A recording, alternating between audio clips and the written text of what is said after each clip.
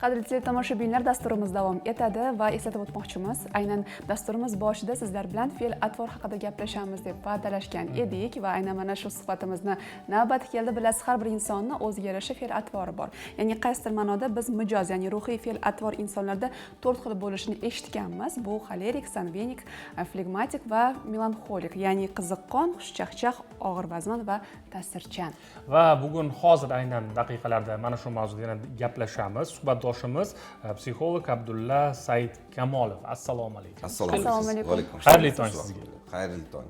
Yaxshi keldingizmi? Kayfiyatlaringiz yaxshimi? Rahmat, juda ham zo'r. Sizlarni ko'rib yana ham kayfiyatim ko'tarildi. Rahmat. Rahmat tashrif uchun. Bugun siz bilan juda ham qiziqarli va dolzarb mavzuda suhbatlashamiz. Aynan fe'l-atvor mavzusiga ko'pchilik insonlar hozirgi kunda ayniqsa qiziqib qolishgan. Chunki bilamiz, ijtimoiy tarmoqlar orqali ko'plab psixologlarimizni tavsiyalarini ko'ramiz va ularga quloq solishga harakat qilamiz. Aynan hozirgi kunda yuqori sanab o'tgan fe'l-atvor, ya'ni xolerik, sangvinik, flegmatik va melanxoliklarning qaysi bir psixologlarning tavsiyalariga ko'proq muhtoj? Tavsiyaga hamma odamlar turlari, hamma tiplar muhtoj bo'lsa kerak. Men bilasizmi, ko'proq boshqa narsaga e'tibor qilgan bo'lardim. Insonlarning ichidagi haligi negativlarga moyillik holatiga ko'proq e'tibor qilardim. Hozir aytib sanab o'tganlaringiz haqiqatan kayfiyati yaxshi bo'lishi bilan eng yomon bo'lishiga tushib keladi. Yoki ekstravert, ochiq, xushchaqchaq, hamma yoqqa bir qop yong'oq deymiz-ku. O'sha sangviniklar bo'lsa, melanxolik, flegmatiklar haligi introvertlarga to'g'ri kelib qoladi. Ishimdigini top, gapirmaydigan odam ovida. Lekin hozirgi paytda ayniqsa bo'layotgan narsaki, haligi odamlarning ichida salbiy hissiyotlar qanchalik yig'ilyapti. Kimgadir nafrat, kimgadir xafachilik, nimadandir afsuslangan, nimadandir achingan va bularni bari bizga qanday yomon ta'sir qiladi? Qalbimizda koinot qonunlari bo'yicha o'tirish kerak bo'lgan mehr, muhabbat bilan minnatdorchilik siqib chiqarib yuboradigan narsalar. Shuning uchun bu sangviniklarda muhabbat ko'proq bo'ladi, flegmatikda kamroq bo'ladi va aytish juda qiyin ekan. Juda qiyin. O'shaning uchun boshqa bir xarakteristiklarga qarab turib, odamning ozgina qaysarlik darajasini aniqlab olib, keyin oddiy savol bersa bo'ladi. Nimadan xafasiz? Nimalarga asab bo'lyapsiz desa, haligi odamlar ichidagini to'kib sochgisi keladi, rosa bilasizmi? Kimnidir yomonlab ketib qoladi, shikoyat qiladi. Bo'ldi, shu odam bizning mijoz bo'ladi demak. Bilasizmi, men yuqorida ta'kidlab o'tganingizdek introvertlar, ekstravertlar bor dedingiz va hozirgi kunda yaqinda bir narsani o'qidim.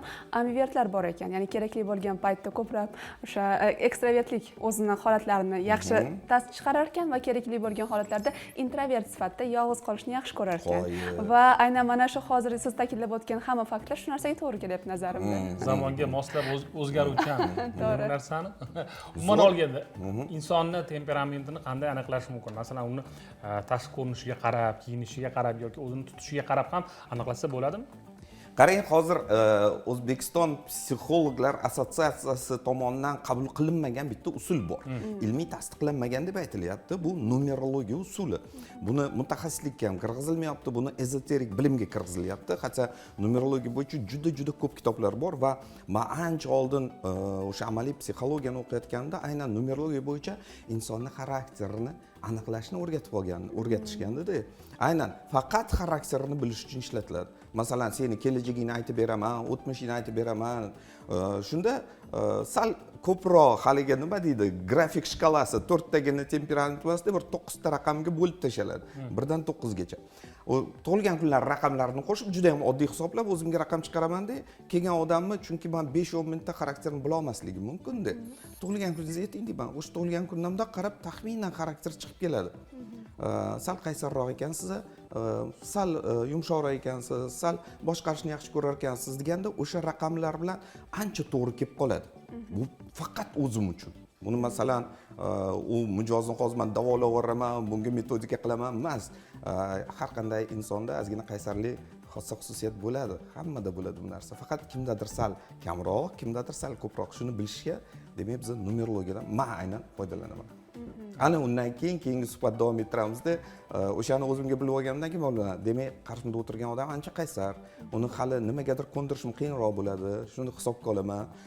Oddiy mijozlarga bir 15 minut vaqtim ketsa, bunga yarim soat ko'proq vaqtim ketadi. Keling bunday qilaylik debdi. Va albatta so'raymiz, nimalarga asab bo'lyapsiz? yaxshilab so'raganimdan keyin aytaman o'zi oila bola chaqa hammasini so'rayman nechinchi farzand ota ona bormi yo'qmi hammasini so'rab hammasi joyida ekan nimaga oldimga keldingiz deyman ana shunda yoriladi mijozlar poq qilib bilasizmi hozir man yuqori ta'kidlab o'tganingizdek aynan demak sizni ish qurolingiz bu raqamlar va raqamlarga tayanib turib ularga boshlanishi yo'q raqam qurol banda amaliy psixologiya yana bitta hozir ilmiy tasdiqlangan bitta usuli bor gipnoterapiya usuli deb ataladi ya'ni chala trans holatiga tushirib turib ko'zlarini yumdirib o'tmishiga qaytaramiz insonni ong ostidagi ya'ni qalbidagi ruhidagi bo'layotgan jarayonlar bu alohida turadida haligi 6-7 yoshda u narsa shakllanib shunday ichiga dastur bo'lib kirib ketgan bo'ladi shuning uchun haligi odam ish yurishmasligi mumkin turmush qura olmaydi pul topa olmaydi karyera qila olmaydi yaxshilab uni surishtirsangiz shu yoshligida kimgadir xafa bo'lib qo'ygan u bola hammada bo'ladi 100% bu men o'zimda ham xuddi shunaqa bo'lgan otaga ham onaga ham xafa bo'lib qo'ygan qo'shniga buviga amakiga kimga bo'lsa ham yoki jahli chiqqan yoki achinib qo'ygan o'sha salbiy hissiyotlarni haligi ko'zni yumdirib turib o'tmishga qaytarib o'sha salbiy hissiyotlarni chiqartirish juda oson bo'ladi o'shani qaytadan yashattirib o'tish kerak va mijoz albatta sizga quloq solishi kerakda shuning uchun boyagi qaysarlik darajasini aniqlab olish kerak bo'ladi ana shunaqa paytda meni ortimdan yursangiz siz butun salbiy negativlaringizni shu xonada qoldirib ketasiz bo'lmasa o'zingiz bilan olib ketasiz deyman qaysi biri sizga ma'qul bo'lsa mijozlar albatta yo'q qoldirib ketaman deyishadi bo'lmasa aytganimni qiling bilasizmi biz jismoniy travma olsak shikastlantirsak tanamizni albatta doktorga murojaat qilamiz lekin ruhiy o'sha ma'nan inson shikastlangan bo'lsa travma olgan bo'lsa uni o'zgartira olmaydi lekin unga bo'lgan munosabatni o'zgartiradi va xuddi shu narsani hozir ta'kidlab o'tyapsiz biz qaysidir ma'noda faqatgina yaxshi ezgu amallar yaxshi insonlar bilan suhbatda bo'lishni xohlasak o'zimiz ham shu narsaga amal qilishimiz kerak aynan fevral oyida o'zi dekabr yanvar fevral oyida ko'pchilik insonlarda qaysidir ma'noda depressiv holat kuzatilyapti bunga sabab nimadir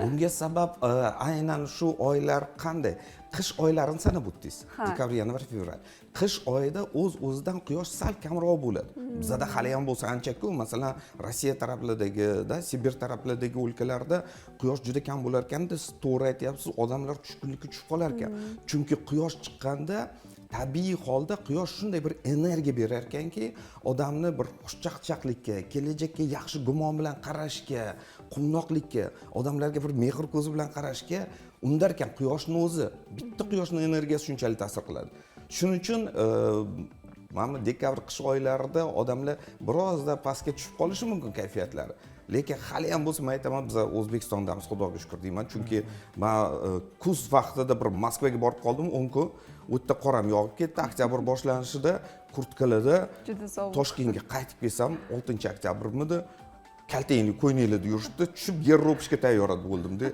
yaxshi ham O'zbekistondamiz xudoga shukur deymanda bizda quyosh ko'p inson ulg'ayib borgan sari yoshligidan bolalikdan boshlab fe'l atvor rivojlanib boraveradi va bu fe'l atvorni shakllanish ko'proq nimalarga bog'liq genetik taraflama ham yuqadimi yoki inson hayoti davomida shakllanib boradimi o'zi umuman fe'l atvor insonni necha yoshgacha to'liq shakllanib bo'ladi necha yoshgacha to'liq shakllanib bo'lishiga men javob bera olmayman bunaqa narsa deyarli yo'q lekin ong ostidagi dasturlar bir 6-7 yoshgacha shakllanadi genetika bilan tarbiya ikkalasi deyarli baravar rol o'ynaydi albatta tabiat va tarbiya bo'lib qolyapti tabiat asosiy rolga chiqib qoladi lekin keyin inson tug'ilgandan keyin aytaylik shu oilada muhitda o'sgan sari ota onaning ta'siri juda kuchli bo'ladi tarbiya oldinga chiqib oladi shunda 6-7 yoshgacha bolaga qanday munosabat qilindi mehr berildimi qahr berildimi urishildimi so'kildimi yo o'tmishga afsuslanish achinish bilan yashayaptimi ota ona bola shuni hammasini birga bir taqlid qilib olar ekan qarang birinchi o'rinda ota onaning gap so'zlarini xatti harakatlarini keyin eng asosiysi bo'ladigan ota onaning ichidagi his tuyg'ularni bola birga bir taqlid qilar ekan o'zi bilmaydi anglamagan holda haligi ruschada bessознательный deymiz o'zbekchada ong osti shunday qarab turib ko'chirib olar ekan ota ona qanday harakat qilyapti va emotsiyasi va bu yerda onani emotsiyalari bolaga 90% ta'sir qiladi sababi ayollarda erkaklarga nisbatan energetik uchparvar ko'p ekan qanchalik bu bir ayanchli fakt bo'lmasin lekin biz tan olishimiz kerak nimaga ayollar dunyoga farzand keltirish kerak bittami 10 tami farqi yo'q ularga o'sha energiya shunchalik ko'p berilgan yetib beradi 10-15 ta farzandga ham erkaklar dunyoga farzand keltirish kerak emas, faqat oilasini ta'minlab qo'riqlash kerak, mehr berish kerak. Shuning uchun erkakka o'zi ta'minlashga yetarli darajada energiya beriladi. Shuning uchun bo'lsa kerak endi onani homiladorlikdan oldin, homiladorlik vaqtida va homiladorlikdan keyingi bo'ladigan ichki his-tuyg'ulari farzandini kelajakda qanday xarakterda bo'ladi, qanday sog'liqda bo'ladi, qanday taqdir qismatga uchraydi. Hammasiga onani ichki his-tuyg'ulari javob beradi va juda qattiq ta'sir qiladi. O'g'il qiz farzand aloqasi yo'q narsa. Yo'q. Bir xil. Qizlar bo'lsa, onani taqdirini birga bir qaytaradi. O'g'illar bo'lsa, ona o'zini eriga ozgina nafrat bo'lib qolsa, haligi bolani hayoti dabdalasi chiqib ketadi o'g'ilni. Chunki ayollar faqat bitta erimgagina nafrat qilyapman, boshqalarga tegmayapman deydi-yu, lekin bitta eriga nafrat dunyoni yarim qismi insoniyat, ya'ni barcha erkaklarga nafrat bo'lib ketadimi? Birinchi o'rinda qaytib keladi, o'g'il farzandidan qaytish kerak. O'g'il ish yurishmay qoladi. Shunda onalar ko'zi ochila boshlaydi. Nimaga o'g'lim ish yurishmayapti? Bu nima desa bo'ladi? Taqdir qismat tarafidan onani sal kibr, g'ururni, nafratini ketkazish uchun bir ishlatilgan usul, metodika. Balki eriga masalan 25 yil nafratini saqlab xafa bo'lib yashab kelishi mumkin, hech narsa bo'lmaydi. Lekin haligi o'g'il katta bo'lganda 25 kirganda uni ishlari birdan yurishmaganda onani ko'zlari ochiladi-da, "Men nimani noto'g'ri qilyapman?" Ana shunda savol bera boshlaydi. Qalbingizda muhabbat bilan minnatdorchilik yetmayapti xolos. Nafratda hayotni o'tkazib qo'ydingiz. O'sha nafrat eringizga borib ta'sir qiladi, ana undan keyin borib o'g'lingizga ta'sir qiladi. Va yaqinda bo'lgan bitta voqeani aytib bera qolaylik. Bir yosh qizcha keldi, 24 yoshda, otasini juda ham yomon ko'ryapti. Otangiz urdilarmi? Yo'q. So'kdilarmi? Yo'q. Faqat ozgina jahl qilardilar. Xo'p, hammaning otasi shunday qiladi. Keyin bilsam, onalari yoshlikdan o'sha otani yomonlab katta qilgan qizchani. Qizchada tabiiy holda otasiga nafrat shunday o'tirib katta bo'lgan. O'zi bilmaydi. Mehr emas, qahr bilan katta bo'lgan. Yo'q, chiqardik bitta seansda o'sha qahrni shunday chiqaruvdi, otamda ayb yo'q ekan, otam zo'r ekan, tilla odam, men yaxshi ko'raman. Bo'ldi, hammasi joy-joyiga tushib ketdi. Onalar bilmasdan buni qilib qo'yishyapti.